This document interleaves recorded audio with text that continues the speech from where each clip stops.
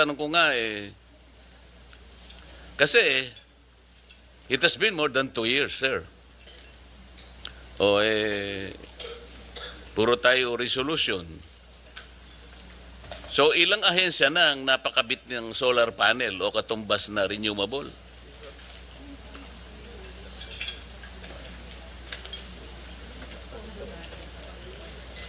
Yeah. Ilan na? Meron po kaming 8 project na na-install na. 8 pa lang. Yes po. Ilan po ba ang ahensya na ina-address nitong resolution na ito? Sa ngayon po, pangkalahatan po yung ginagawa natin. Kaya pero nga, ilang ahensya po ang na-address nitong resolution na ito? Ang rollout po kasi natin ay per region at binubuo pa natin yan under the Government Energy Management Program kung saan po mandatory po yung minimum 10%. O, yung ginawa niyong mandatory, 10%. Ang sinasabi ng resolution, 20%. Paano? Bakit ganun? Kayo mismo, hindi niyo sinusunod na resolution. Kaya nahihirapan ng kasasagot ang ating secretary. Ang 10% po kasi is the reduction in their consumption. So isang tool po yung pagtatayo ng mga renewable energy like solar rooftop installation para matulungan sila sa reduction. Pero hindi naman po ibig sabihin nun is hindi na sila mag-a-apply pati. So ilan po yung tinarget natin, more or less, agencies? Sa ngayon po talaga nasa rollout pa lang po kami at including the local governments naman po ang kasama na namin. Kaya nga, bigyan mo ballpark, ilan po ang agencies na tinatarget nitong resolution na ito? Mr. Chair, dapat yan lahat, no? Kaya nga, pero, mga ilan? Minimal pa lang ang nagawa. Kasi ang process yan, mag-audit kami, magmumowa, may audit sila, titignan namin yung mga pumbilya, tapos i-advise namin kung anong solar ilalagay. No? So, right now, we have agreements with DOH. I think ongoing yung CHED, TESDA, and then some LGUs dito sa Metro Manila with Valenzuela, Navotas, Makati. We're entering to agreements para ngayong year sana maumpisahan na siya full scale. But we cannot just say to all agencies, so i-reduce nyo. Kasi they need our technical assistance na rin para malaman nila anong aircon yung lalagay nila, anong bumbilya. So, with the limited capacity that we have,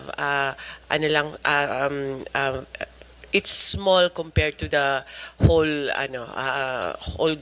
whole of government. Yeah, alam ko po yun, Madam Secretary. Kaya ko lang tinatanong if it is addressed to all agencies para lang malaman natin gaano tayo kabilis, gaano tayo ka-slow. Let's say X number of agencies. Ngayon, ang sabi mo after 2 years, ilan yun? 6 o 8 pa lang nakapag-comply. So you have, let's say, 1,000 agencies as the targeted universe. After 2 years, ay 6 lang ang nakakomply. So you have baka 28 years ang abutin natin bago natin ma-cover. Yan sinasabi ko, ganun tayo kabagal. Kaya hindi rin natin mafe-feel pagka ganun sayang naman yung initiative kung hindi naman pala magagawa ng ganun kabilis.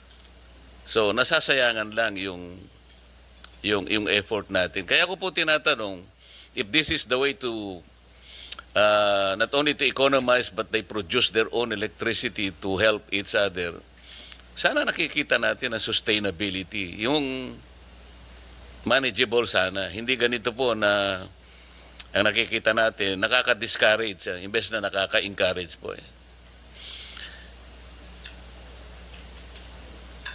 Yung waste to energy, Madam Secretary, hindi naman po bago ito Meron na tayong 9513, yung Renewable Energy Act of 2008. Ito may mandate na rito, Yusek Marasigan, hindi ba? Opo.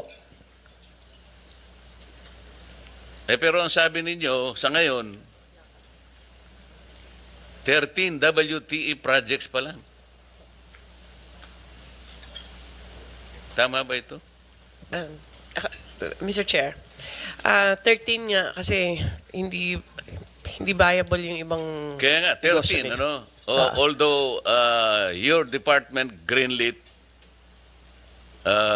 the same as of 2022.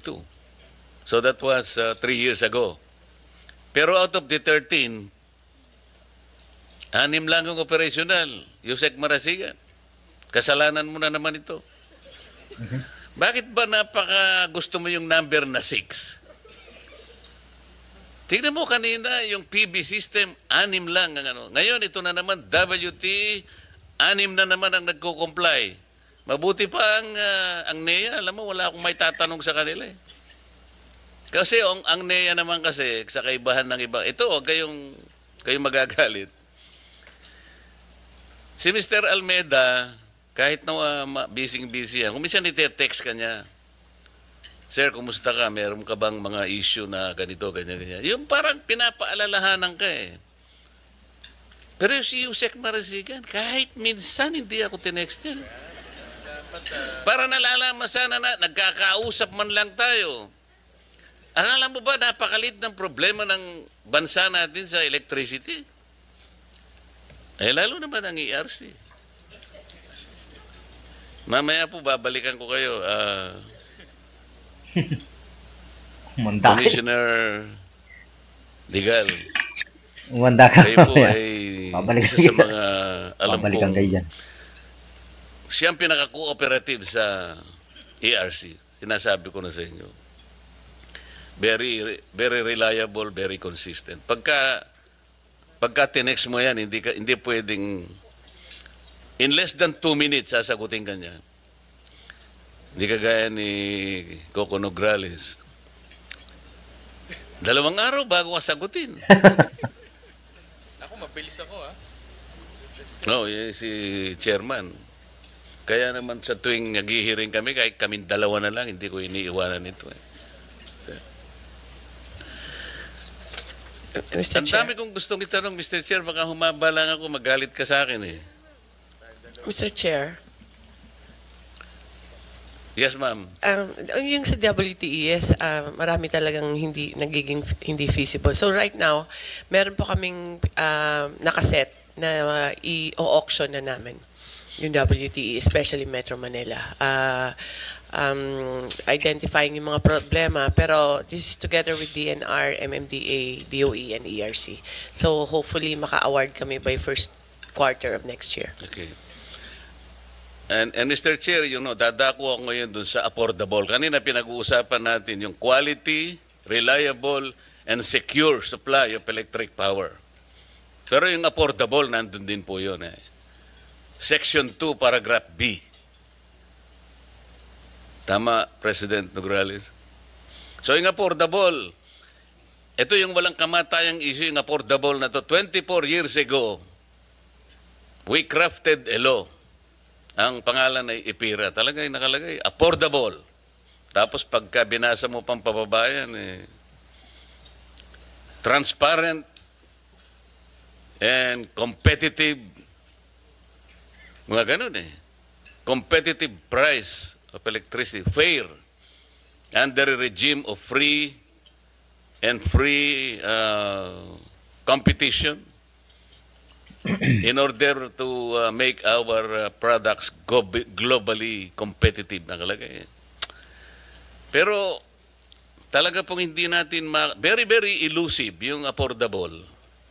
Kasi unang-una tingnan po ninyo yung lifeline rate program natin, which is stipulated under Section 23 of EPIRA. Merong kasing ladderized yan eh. Pero in case of Meralco, alam po ninyo yung 100% na free lang, 20 kilowatt hours. Kawawang-kawawa. Para malibre ka ng 100%, kailangan ang ginagamit mong kuryente hanggang 20 kilowatt hours ka lang. Parang nagsindi ka lang ng 3 bumbilya maghapon, tapos tigilan mo na yan. Bakit po ganon, Madam ERC? Sa Meralco, ang consumption bracket discount niya po ay, let's say, 0 to 20 kilowatt hours, 100%. Samantalang sa Ilocos Sur Electric Cooperative, 0 to 15, 30%. Ano? Sa Tarlac Electric Cooperative, 20%, 20 kilowatt hours, 100%. Sa Surigao del Sur, electric, Surseco 2 yata ito. 0 to 15 kilowatt hours, 20%. Sa Pampanga, 0 to 15 kilowatt hours, 50%. Sa Antique, 1 to 15, 7%. Hindi ko po maintindihan ito, ba't nagkakaiba-iba? Electric Cooperative sa Pelco 1, 16 to 20 kilowatt hours, 40% ang discount. Yung Anteco, 16 to 20%, 5% ang discount. Bakit po ganito? Talaga pong hirap na hirap ako dito. Bakit hindi po at least uniform ang pagbibigay ng discount? Hindi ko po sinasabi na dito sa discount na ito ay talagang sapat na para maiangat natin dun sa affordable. Dito pa lang ho, naguguluhan na ako. Gusto kong pag-aralan, kaya lang, pasensya na po kayo, napakahirap intindihin ito. Bakit po nagkakaiba-iba? Mr. Chair, can I respond? Yes, sir. Yung pong original na Lifeline program na ngayon ay pinatutupad pa, ito ay nadisenyo noong time na ina-unbundle natin ang rates ng mga distribution utilities. At ang nangyaring disenyo ay per distribution utility. Dahil ang Lifeline program ay isang paraan ng pagsusubsidiya ng mga marginalized consumers, noong nadisenyo ito, ang subsidy ay manggagaling doon sa subsidizing class within the same distribution utility. At yung isa-subsidize niya ay yung mga marginalized doon din sa same na distribution utility. May mga distribution utility na malalaki tulad ng Meralco na kung saan marami ang pwedeng panggalingan ng subsidy. Kaya nung dinisenyo siya, ang isang pamantayan naman na ginawa ay dapat yung subsidy charge o yung Lifeline subsidy charge will not exceed 10 centavos. At nung dinisenyo, tiningnan kung magkano ang malilikom kung ito ang limit. Nakita na sa halagang 10 sentimo na i-charge mo dun sa subsidizing class ng Meralco customers, maaari ka pong makapag-extend ng discount up to 100 kilowatt hours na konsumo ng mga marginalized or yung low consuming. Pero dun sa iba tulad ng electric cooperatives na maliliit lang, predominantly maliliit lang din ang konsumo at yung subsidizing class ay maliit lang din, para ka makapag-extend doon sa marginalized customers na hindi naman mag-exceed sa 10 centavos yung Lifeline subsidy charge, kinailangan ibaba mo yung threshold. Kaya meron doon na ang kanilang diskwento ay kung meron lang silang konsumo na hindi lalampas ng 20 kilowatt hours. Naintindihan ko po yun, Mr. Chair. Ang hindi ko po makuhang mabuti ay yung pinag-uusapan natin na Lifeline rate. Lifeline kasi, ibig sabihin talaga pantulong eh. Bakit ang Tarlac Electric Cooperative sa Limbawa nakakapagbigay, nasusundan niya yung sa Meralco na yung 20 kilowatt hours, 100% na ililibre niya. Katulad ng Meralco, bakit lahat na ay walang nakagawa ng ganon? Isip-sipin po ninyo, yung Pampanga, mas malaki ito kaysa sa Tarlac. Hanggang 15 kilowatt hours lang ang 50% niya. Yun ang hindi ko makuha. Paano, pag sinabi po ninyong, halimbawa, yung 15 kilowatt hours na consumption ng isang household, yun lang ang bibigyan niya ng kalahati, 50%. Gaano po ba yun? Hindi po pang buhay yun eh. Hindi Lifeline yun eh. Lalong-lalo naman yung iba, walang nakaano kahit isa. Ito, Cooperative Inc., Anteco, 16 to 20 kilowatt hours, 5%. Siguro po kung langgam lang ang pinag-uusapan natin, sa langgam pwede na po ito. Langgam. Pero tao po itong mga ito. So paano po nakalampas sa inyong radar ito?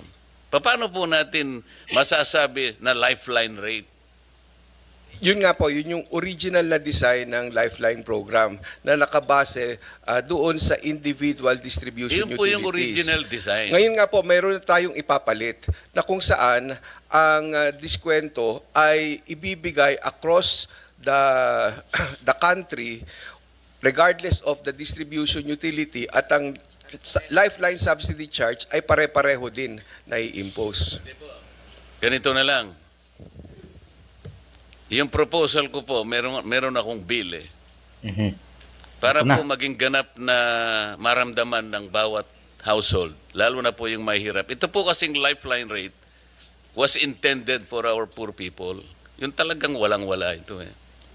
Ngayon, ito pong ladderized na ito na hindi pare-pareho talaga. Naintindihan ko naman sapagkat hindi naman pare-pareho po yung pinanggagalingan ng mga electric cooperatives, halimbawa, o lahat ng distribution utilities. Pero pare-pareho naman ang kalagayan ng household, talagang hirap na hirap. Ito po, alam na ni Mr. Chair ito, meron po kaming panukalang batas na lahat po ng households na kumukonsumo ng 200 kilowatt hours pababa. Dapat na po nating ilibre lahat yun. Hindi po kayo makasagot. We will support that po kung yan naman ay tutustusan ng gobyerno dahil po itong Lifeline program ang tumutustos po kasi dito ay yung mga ibang consumers din. This is a form of cross-subsidy. Pero yung pong inyong prinsipyo na pinapanukala, ito po ay ang gagawin naming bagong disenyo ng Lifeline program na kung saan ang makakabenepisyo doon sa diskwento ay across the board pero hindi lang na maibibigay yon at 200 bagkus maaring ito ay 50 kilowatt hours, 50 kilowatt hours at 30 kilowatt hours. Ganun lang po kasi pinag-aaralan natin naman din ang magiging impact niya doon sa Lifeline subsidy charge. Hindi naman po kayo magpapasyan yan eh. Kung halimbawa na naipasya ng Kongreso na ito ang maging panuntunan natin, 200 kilowatt hours parang subsidy na po sa lahat na. Yun po kasi ay talagang makakatulong sa marginalized sector ng ating bansa. Siyempre po, isa-subsidize ng gobyerno yun eh. Tingnan po ninyo, ang philosophy po behind that is napakarami ng binibigay nating mga subsidies ngayon. Lalo na nakaraang eleksyon, meron kayong AKAP, meron kayong AX, meron kayong TUPAD, meron kayong MAIP, bukod pa dun sa 4Ps. Alam po ba nyo kung magkano yon ang total for this year? 194 billion pesos. Pero wala namang record kung kanino napunta yon at kung paano nagkaroon ng transformation sa lahat ng mga mahihirap nating kababayan. Pero pag nilibre natin, let's say 200 kilowatt hour consumption, siguro 100 billion lang po yun. So nakatipid ka ng 94 billion. Yun po yung philosophy behind this. So, yun pong affordability issue. Naayos natin. Bababa po yung kanilang elektrisidad. Lalo na po yung mahihirap. Ngayon, kung naipasa pa po natin ang isang panukalang batas na alisin natin ang 12% VAT, immediately, bababa ang kuryente. Correct. Gusto ko po kasing kausapin ang DOE. Natulungan din kami. Kasi sasabihin ng DOE, hindi natin pwedeng, bakit hindi natin pwedeng gawin? Hindi ba nila alam kwentahin? Kasi maaaring ang DOE kaya niyang kwentahin ito. Ano ang impact sa mga industries natin? For example, particularly the manufacturing sector. Anong impact kapag ka naibaba mo ang production cost nila? Lalaki ang kanilang output. Para ko nang nakita yon. Kasi tinitingnan lang natin yung mawawala sa atin sa collection ng taxes. Bakit hindi nila tingnan kung gaano ang ilalaki ng ating economy? Siguro kapag binaba natin, inalis natin ang VAT, yung kapalit naman nun is probably triple the economy. So, mas malaking buwis ang makukwenta. So, imbes na pag-usapan natin yung kawalan ng kusan, sabay ka kukuha ng kukolektahin ko dyan kapag sasabihin ko naman sa kanila, problema mo yun, ikaw ang taga-kolekta eh. Bakit mo akong problema niyan? Ang problema ko lang, i-depends ako kung ano yung sinasabi ng batas. Affordable, transparent, reasonable, competitive. Eh, sinasabi ng IPIRA eh. Ba't mo kasi nilagyan ng VAT? Kaya nga naging exorbitant. Ang pinagmulan natin ay affordable. Ba't nyo nilagyan ng 12% VAT? Sino bang may idea nun, Mr. Chair? Wala naman dapat. Basahin po ninyo yung IPIRA. In its original form. Wala talaga eh. Bigla na lang nagkaroon ng 6% VAT. Pagkatapos binigyan na naman ng another 6%. Kaya, tanggalin natin yon. And then we will present a study na kapag ginawa natin yon, ang ating manufacturing sector talagang lalaki. Ito po yung problema. Bagsak po ang manufacturing natin. It is not contributing significantly to our economy. Ang ating pong GDP is consumption-driven. Dapat production-driven. Imagine po nyo yung ating cement industry, Mr. Marasigan, Yusek Marasigan. 70% ng production cost is electricity, power. Kaya po hindi sila gumiginhawa. Ang nakikinabang po ang Vietnam. Ayun pong mga cold storage natin, kaya hindi tayo makaimbak ng pagkain natin. 60% is electricity.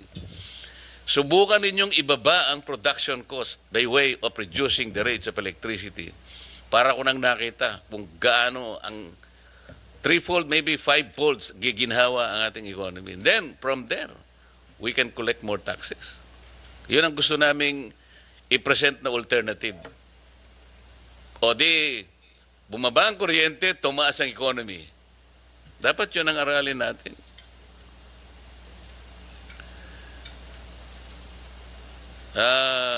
My friend, President Coco Nograles,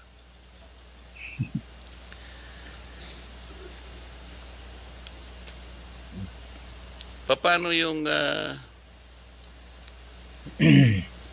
ba yung gusto kong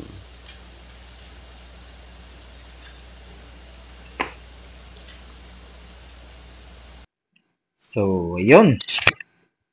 Mga ay.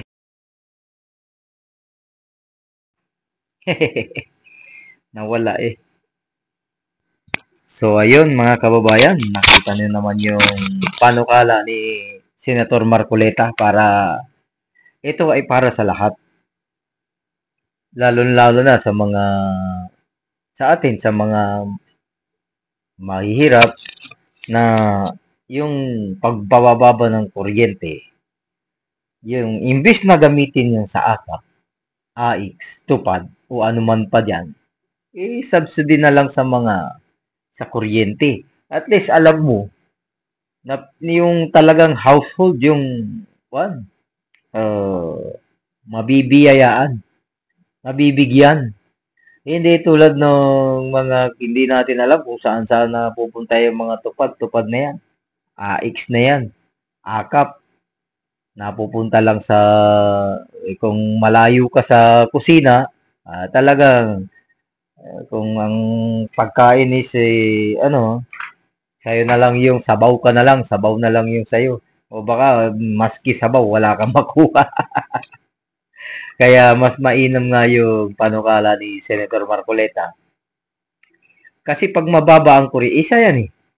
Mababa ang kuryente, tataas ang production. Siyempre, magpapasok din yung investor. Kasi isa sa mga problema natin sa Pilipinas, yung napakataas na kuryente. Paano mag-i-invest yung isang investor kung kuryente pa lang mamumulubi na siya. Tax pa, taas, 12%. No, kung walang tax, edi malaki rin. Malaki rin ang mabawas sa kanya. Di ba? Sa atin, sa lahat. Kaya dapat pag-aralan nilang, tagal-tagal na nilang pag-aaralan yan eh, wala pang nangyayari. So hanggang dito na lang mga kababayan at maraming salamat po sa inyong panonood. At kung hindi pa kayo nakasubscribe sa ating channel, andyan lang po ang subscribe button at pakiclick na rin yung notification bell para lagi kayong updated sa ating mga videos. At ito lang muna yung may babahagi natin. Shukran!